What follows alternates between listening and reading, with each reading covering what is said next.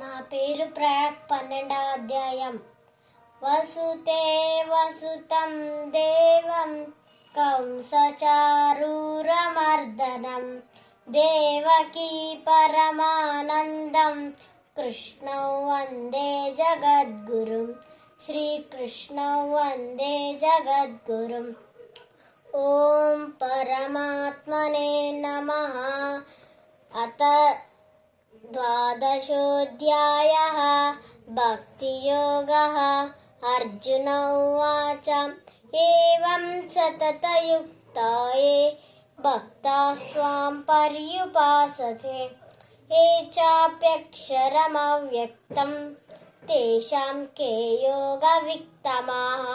శ్రీభగవానువాచ మయ్యావేశ్య మనో ఏ మాం నిత్యయుక్తా ఉపాసతే శ్రద్ధయా పరయోపేత తే మే యుక్తతమా మతాః.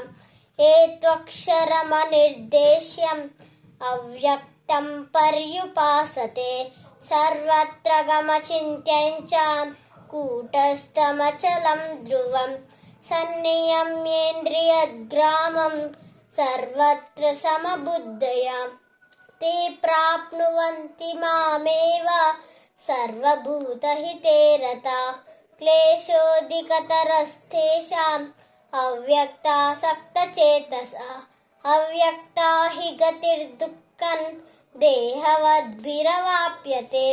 ये तु सर्वाणि कर्माणि मयि सन्न्यस्य मत्पराः अनन्येनैव योगेन मां ध्यायन्त उपासते तेषामहं समुद्धर्ता मृत्युसंसारसागरात् भवामि न चिरात् पार्थां मय्यावेशितचेतसां. मय्येव मनादत्स्वां मयि बुद्धिं निवेशय निवशिष्यसि मय्येव अत ऊर्ध्वं न संशयः.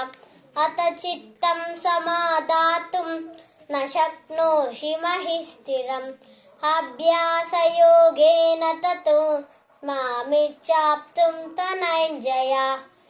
अभ्यासेऽप्यसमर्थोऽसि मत्कर्म परमो भव मदर्थमपि कर्माणि कुर्वन् सिद्धिमवाप्स्यसि.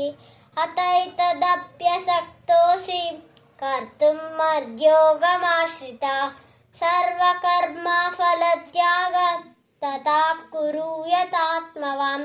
श्रेयो हि ज्ञानमभ्यासात् ध्यानात् ध्यानौ विशिष्यते ध्यानात् कर्मफलत्यागात् शान्तिरनन्तरम्. अद्वेष्टः सर्वभूतानां मैत्रः करुण एव च निर्ममो निरहङ्कारः समदुःखः सुखक्षमी सन्तुष्टः सततं योगी यतात्मा दृढनिश्चयः. मय्यर्पितमनो बुद्धिः यो मद्भक्तः स मे प्रियः.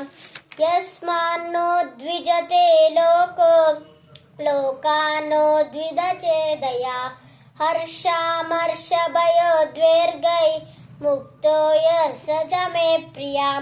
अनपेक्षः शुचिर्दक्षः उदासीनो गतव्यता सर्वारम्भपरित्यागी यो मद्भक्तः स मे प्रियः. यो न वृष्यति न द्वेष्टि न शोक्ष्यति न काङ्क्षति शुभाशुभपरित्यागी भक्तिमान् मे स मे प्रियः. समक्षौत्र च मित्रे च तथा मानावमानयो शीतोष्णः सुखदुःखेषु समसङ्गविवर्जिता तुल्यनिन्दास्तुतिर्मौनी सन्तुष्टो येन केनचित् अनिकेतस्थिरमतिर्भक्तिमान् मे प्रियो नरः.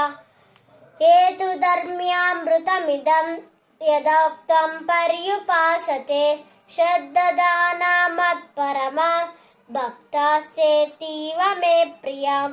हरिः ओम् తస్సదితి శ్రీమద్భగవద్గీతాసూపనిషత్సు బ్రహ్మ విద్యాయాం యోగశాస్త్రే శ్రీకృష్ణార్జున సంవాదే భక్తి యోగో నామ ద్వాదశోऽధ్యాయः. శ్రీకృష్ణార్పణమస్తు.